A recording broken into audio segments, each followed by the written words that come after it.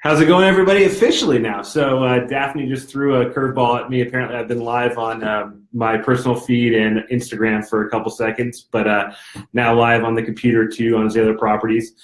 Episode 22. It's the end of the year. It's festive. We've been kind of a little crazy in the office lately, so we wanted to have some fun this week and we're going to talk about some bold predictions for 2018, both in the real estate market and outside the real estate market. Anything at this point. If anybody's watching and you have a question or you want me to make a bold prediction live on the air that you can hold me to, great. Shoot it over either on our personal one, on the Facebook, on our business page or whatever. We'll try to get them to you. Daphne's manning the my personal feed, so if there's a question that comes on that, she'll just yell it out to me and I'll answer it. But anybody who does have a question here, go ahead and let it go. But happy holidays, everybody. Wanted to, before I get into that whole bold prediction for next year thing, wanted to actually talk about something we mentioned last week, and we did a blog post about it and everything, and it's the tax bill.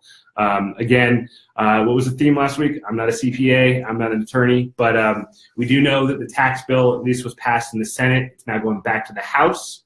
Don't know really what's going to happen, but one of the biggest items that I brought up regarding the tax bill last week was the capital gains exclusion and whether they're going to lift the limit or remove it or set it to 5 years instead of 2, all that stuff. The current bill that passed Senate last night has kept the capital gains exclusion as is, which is great. So Danny Shake, if you're watching, you can still live in your house for 2 years, not worry about that the capital gains. So bravo, buddy. Congratulations. So that's good. So as of now, again, nothing has been finalized because it has to go back to the House. But we do know that the capital gain exclusion has been remained the same. One of the other real estate-oriented parts of the tax bill that was slightly altered is the mortgage interest deduction. The current deduction right now is for up to $1 million. That number has actually been reduced to $750,000. But that's actually up from what they originally wanted to cut it to at $500,000. So we do have a small drop in the mortgage interest deduction.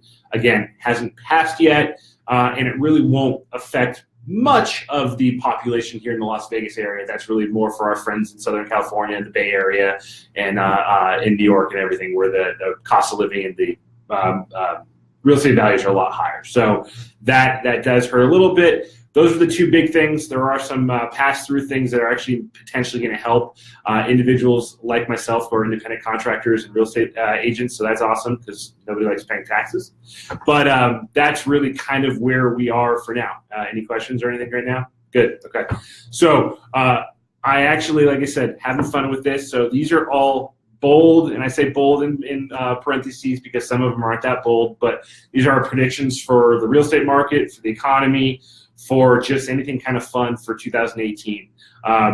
As some of my clients like to have heard me say in the past, my crystal ball is just as foggy as everybody else's is. So for today, I actually brought that little crystal ball. There we go. So we're going to look into this crystal ball and kind of come up with some bold predictions for 2018. So we'll go first and talk about stats for the MLS and our local Las Vegas Association here, because a lot of our people that do watch our local. Oh, we have a question. So Christopher asked, mortgage changes for 2018, stated income coming back, regulations loosening up. Great questions. Okay, so I will say this, and these are bold predictions. Stated income, while they may not come back per se, you'll probably have some loosening of some guidelines. I know you're starting to see more and more people actually implement what's called bank statement loans, which are not necessarily stated income. I really don't see us having stated income for the foreseeable future, simply because that's probably what really made the world almost blow up about 12 years ago. But great question. So I see us having some kind of loosening. We're already seeing ratios kind of expand a little bit, if you will, when it comes to debt to income ratios. So we've seen that come up. We've seen conforming and FHA rates raise a little bit from 2016 to 2017, 2017 to 18. So I see that trend continuing for sure. As far as stated income, I don't foresee us being able to say to anybody, hey, I make $50,000 a year, give me a huge loan. That I don't see, and I hopefully don't see that ever happening again for the sake of what has happened. So great question. Love it. Keep questioning and keep asking those questions. So let's go back to stats. So for Las Vegas in 2016, there were about 41,000 overall sales, 41,107. And that's all sales through the MLS, not all new construction, but that's all sales. Through 2017, in the first 11 months, we've actually already had 41,141. So we've had in 11 months more than we had in 12 months last year. My prediction is we're going to have 49,000 units sold in 2018 through the MLS. That would be an increase of about 10% over what we're going to probably end up with this year, and a little bit more, 12%. So that's a pretty bold prediction, getting close to that 50,000 unit sales, but I don't think we'll get quite there, but I'm predicting we'll hit 49,000 sales. So the next one I want to talk about is how long things are taking to sell. Currently, we have about 15 days or median days on market. Again, these are for all MLS. This includes townhomes and condos and single-family property.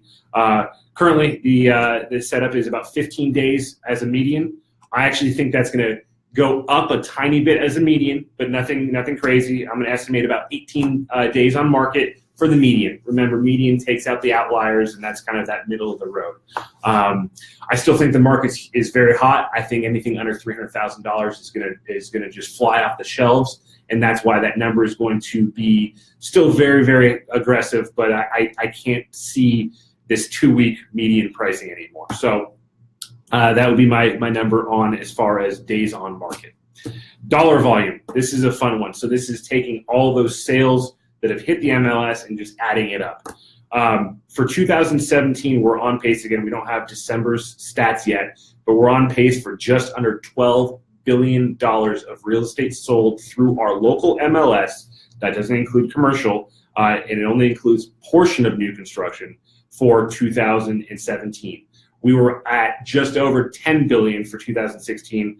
I'm going to predict we're going to hit $13.25 billion in total volume on our MLS for 2018. That's a lot of money. I mean, if you start thinking about that, that's just one MLS, that's just one county essentially in one region, but that's a lot of transactions. 2018 is still going to be a year for Vegas, and I think we're going to see that as far as dollar volume. I see sales going up, I see sales price going up, and therefore, obviously, you're going to see the total volume go up. Now the question that everybody likes is value. So this is the median sales price for the entire MLS for all properties, not just single family, but it's the townhomes and condos. In 2016, that number was 220,000. It jumped to 246,000 for 2017. I predict a $270,000 median sales price by the end of 2018. Be a little bit about a 10% number increase. Which again shows a very solid gain. We're seeing a lot of movement here. Mortgage rates are still staying the same, all that fun stuff. So I think we're good to go there. Do you have a question from Miss? Hey, Misty, are you in the other room or are you at home? People being scared of buying because they don't want to be involved in another bubble. Do you think we will have another bubble? Look, I'll consult this. I don't think we're in a bubble. I really don't. I think when we look at what we've seen when we did have the bubble, it was a combination of a lot of crazy things. We had, as Christopher asked, we had the essentially liar loans, the stated income loans. Hey, and I did those, so I can't really call myself a liar, even though I was. So we had stated income. We had price gains of 15, 20%. We had builders building 4 times as much inventory as they're building now. We had those builders paying over $1 million per acre to buy the land for the homes. We had a lower stock market. We had low interest rates, all that stuff. So there's a lot of stuff that's similar. But what I see now and what I've been telling people now is even these double digits, and 10% is technically double digit gains. Even though we have those type of gains, we're definitely slower. The thing I also like to point out is the new construction, which I know I've talked about before. 2005, 2006, towards the height of the market before we had the crash, there were close to 40,000 annual build starts in the Las Vegas Valley each of those years. We're about 10,000 this year, and I think that's what we're about to hit next year too. So as much building as we see going on, as many people flying those flags and spinning signs on the street, we're still only seeing about 25% of the same kind of build. The other thing is the builders are not building on spec as much either. We all know for us that we're working with clients that are buying new build, for the most part, you're doing a deposit and you're waiting that 4, 5, 6 months for the home to be built.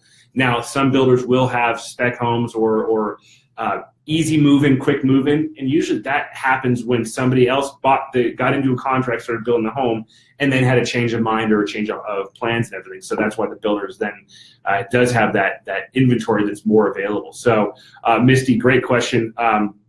I don't believe we're in a bubble. I think our economy is growing. I think our city's growing. I think there's a lot of exciting things about Las Vegas, a lot of exciting things about Nevada, tax structure we have here, everything.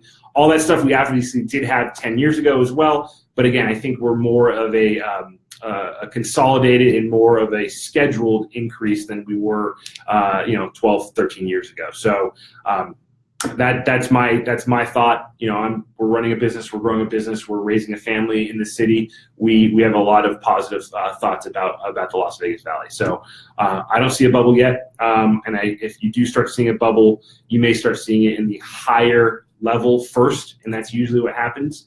Not just here, but across the country. So you're welcome. Yes, it will. Are you next door? Anyway, sorry. So that was median sales for all properties. Going back to single family homes. So that's what everybody, we like to talk about, just single family versus everything. So median for 2016 was 240,000. Median for this last year is 264,000. I think we're going to hit 287,000 for median sales price in the Las Vegas MLS system by the end of next year. 287 is kind of a fun number. That's almost what the FHA limit was last year. We've seen the FHA limit rise this year. Maybe we'll have an extra rise next year to get people more affordable lending options would be great, because we are seeing a market that is rising, and a lot of it is because of the inventory. And what else have I said about inventory? Inventory has been the key throughout a lot of this. We have 40% less homes available on the market now. Quarter one, we will see a rebound. It always happens. We showed that chart a few times ago where you have the last 3 months, and then you have the first 3 months, you have this pickup. But realistically, people are just not selling their homes. People are not downsizing as much anymore, and they're holding onto their homes because, again, they think the values are going to go higher and higher, so they're holding it a little longer. So those are some of the stats, some trends. Some of these are going to be fun. Some of them are real estate related. Some of them aren't. Kind of came up with some stuff, started asking some people just randomly, talking to one of our lending partners this morning, asked him if he had any questions or if he wanted to make any bold predictions. He wouldn't go on record, so the mortgage stuff is all mine. Sorry, Nick. But a couple things that we wanted to talk about. So foreclosures. The Las Vegas area and Nevada in general was always one of the 3 leading states throughout the crisis of 08, 09, 10, 11, 12. We were either number 1 or number 3 or number 2, and it usually kind of went back and forth. With some of the legislation that's been recently passed, notice of defaults have kind of fallen off a cliff this year, so a lot of foreclosures have stalled. We don't think of foreclosure when we think of the market going up, but there are still homes that are definitely underwater. And on top of that, there are still homes that have been basically vacated. We all know there are homes on almost all of our streets that haven't been lived in a few years. So legislation has actually picked up a little bit to allow the loosening of foreclosure regulations and everything. We've already seen an uptick in the notice of default filings at the last 3 months of the year. So my prediction is the number of foreclosures that actually are completed in Nevada and Clark County in general, or specifically, if you will, are going to definitely increase dramatically over what they did this past year. Again, most of that is because of the legislation and kind of just figuring out the laws, but I think we're going to see more foreclosures than less foreclosures. Mortgage rates. This is a question that I would say we answer, or we are asked almost as much as what's my home worth, what's the real estate market doing. Right now, mortgage rates are, depending on your equity, your debt to equity ratio, depending on your FICO, depending on all that stuff, a 30-year conventional rates in that 4.25, 4.5 range right now.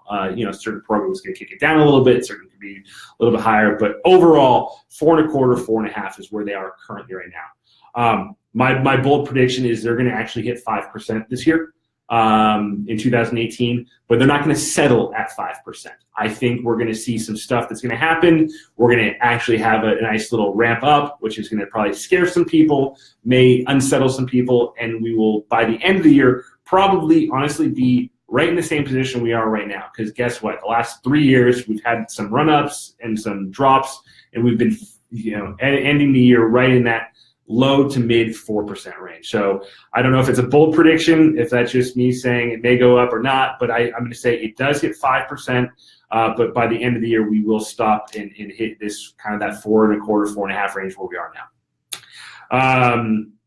Let's see. Raiders Stadium, the big thing that everybody's been excited about. This is going to be one of those that's wah, wah, wah.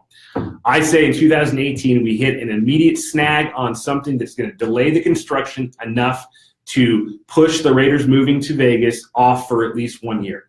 So currently they're thinking that it could happen by the 2020 season. I think something happens in 2018 that pushes the construction off enough that the Raiders are still playing in Oakland or not in Vegas in 2020. Raider game, first game of the year, 2021. That's my prediction, not 2018. Hope I'm wrong. It'd be great for the city, but I think whenever you see stadium starts like this, it happened in LA for the new the new Rams and Charger Stadium. But I think we're gonna hit some kind of snag with construction, and it will delay it enough that the Raiders will not be in Las Vegas for the opening game of the 2020 season. That one is kind of a sour one, but talking about the Golden Knights. So Las Vegas Golden Knights, I can't say it's a really bold prediction because they're currently already in if the playoffs were to start today, they would be in it, but we all know it's a long season and expansion franchises tend to dwindle. But I will say they will make the playoffs.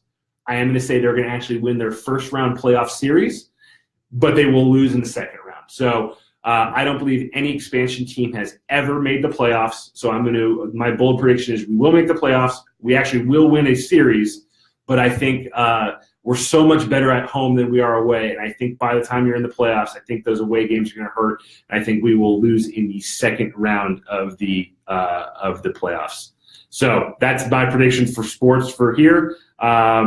I still think the Lakers are going to suck, which is on a personal level really hard for me to stand. I think the Dodgers, their best shot at winning the World Series was this past year. That's going to make me sad, so I won't even go there with bold predictions. But let's go back to Vegas. So gaming revenue. This is another thing that is tracked, I'm sure, by anybody knows. We actually keep track of gaming revenue. We keep track of tourist accounts and all that stuff. I think that gaming revenue is going to be pretty much flat from where it is right now. I also think that we're gonna dip slightly below 42 million tourists. We hit about 42.5 million in 2016. Final numbers for 2017 are not out yet. Everything's looking strong, but I think we're going to dip just below that 42 million number. Obviously, on a slightly somber note, I think you're still seeing some effect, and we know down on the Strip it feels a little bit quieter. But since the 1 October event, I still think it's not going to be a dramatic dip. We're talking about probably less than 1 or 2%. But I think you're going to have, just if you think about out of 100 tourists, you have 1 or 2 people that may second guess a trip to Vegas because of what has happened. So I think we will have a slight dip in 2018, but nothing that's not stable. I think we'll flatten, not crumble, is kind of how I wrote it. Other things, stock market. I think we will, the Dow Jones will hit 28,000 at some point this year. We're at 24,000 or so. I don't think it will end the year at 28,000. I think it'll end the year below 28,000.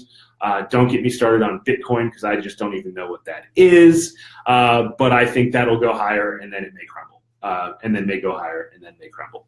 And then let's see. The other one that's more of something that people talk about in our business a lot. I see it on a lot of our business pages and business groups we're a part of. Zillow will not take our jobs, people. I don't think Zillow will ever take our jobs. I know a lot of people are worried about it. Oh, but Zillow is becoming a broker, blah, blah, blah. So this is more of a personal. Zillow's not going to take our jobs. Amazon may, because Amazon's taking over the world. But no, Zillow will not take our jobs in 2018.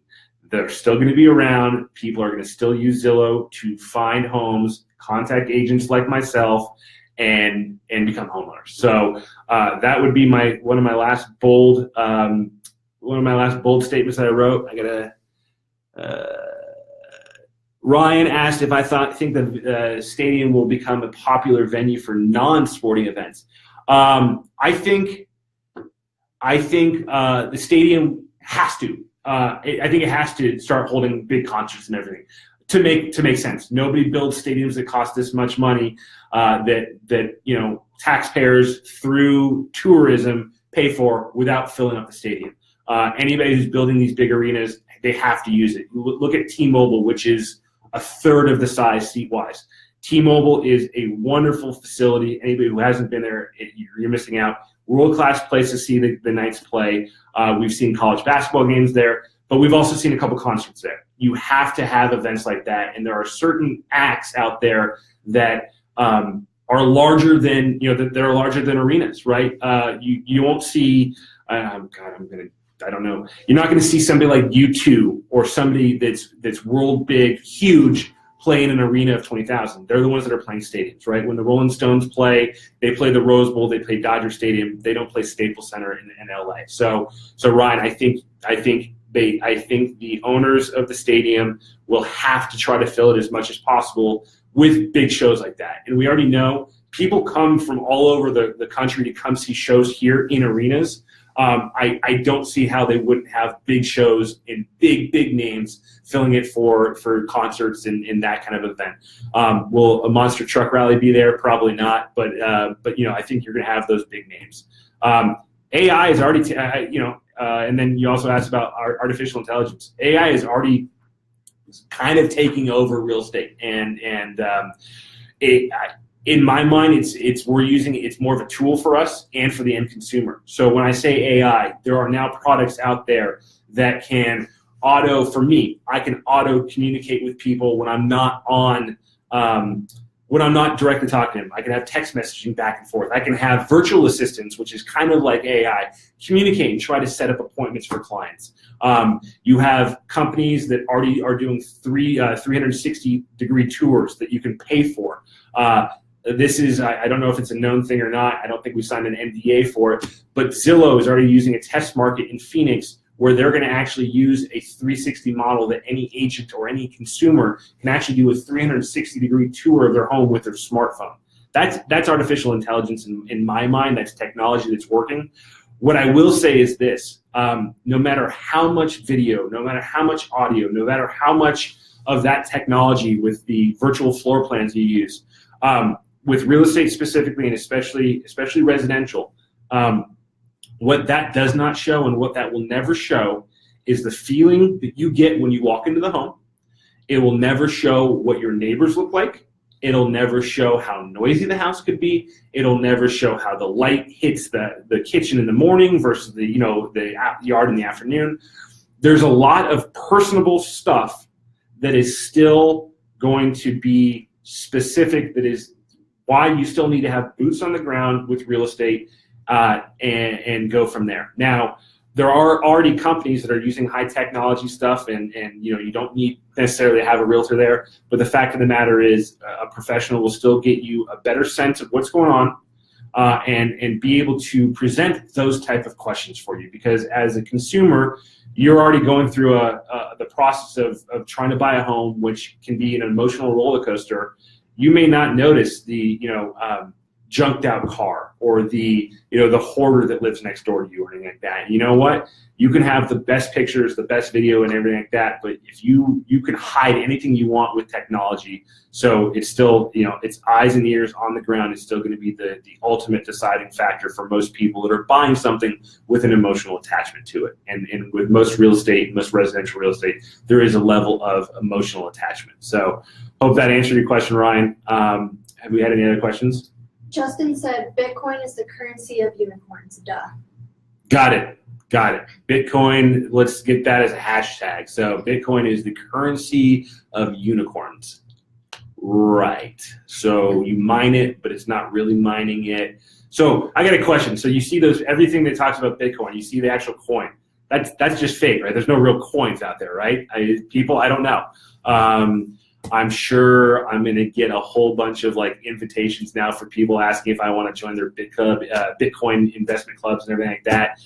Look, guys, it's been a crazy experience watching the number. I kind of look at it I don't know. I saw somebody on Facebook the other day post something, and I wish I still had it. I wish I saved it. But for you history buffs out there, you may remember this, or you may be able to correct me about it. But throughout history, we've always had this run up of anything, and there was a picture of an artist rendering of a tulip. It was the Dutch tulip, and it was the whole chaos that the tulips caused hundreds of years ago, and the lack of them, and how tulips basically became more valuable than gold at that point. And it was, I wouldn't say a hoax because that's not the right word, but it was definitely a run on tulips, and obviously that came crumbling down. No real coins, but you should totally make them and sell them to people. That's a great idea, Ryan. So 2018, Zahler Properties is going to be helping you buy and sell real estate, and we're also going to be selling you $100 coins that really aren't doing anything. So Ryan, if you want to get started on that, let's talk. We could get into tangible assets. That would be fantastic. Let's make them look snazzy, and then maybe with the ZP logo on it too. Why not, right? We can call it ZP coin. There you go. So I've been on for 26 minutes. My wife's going to tell me this has been way too long, but it's kind of fun, right? It's like I said, end of the year. I hope everybody enjoyed it. This is what we want to do on a weekly basis going through 2018. We really do want to help provide information and data for people that are looking at buying or selling in Las Vegas. If you have information or questions on anything in any other area, we've got such a great network of professionals in your neighborhood. We'd love to connect you with those people as well. But more importantly, it's kind of a good release for me to have some fun with this. So I appreciate everybody that does watch, and we're looking forward to doing some more of this next year. But again, happy holidays, happy New Year. We probably won't do one next week because I'm gonna not let Daphne come to work, and I'm gonna give her the week off. But we really appreciate it. So from Sydney, from Daphne, from Misty and I, thank you so very much for kind of tuning in every once in a while. Maybe listening a little bit, maybe not, but we really appreciate letting us spend a little bit of your day with you. So have a great week, have a great holiday, happy New Year, and we'll talk to you in 2018. Take care.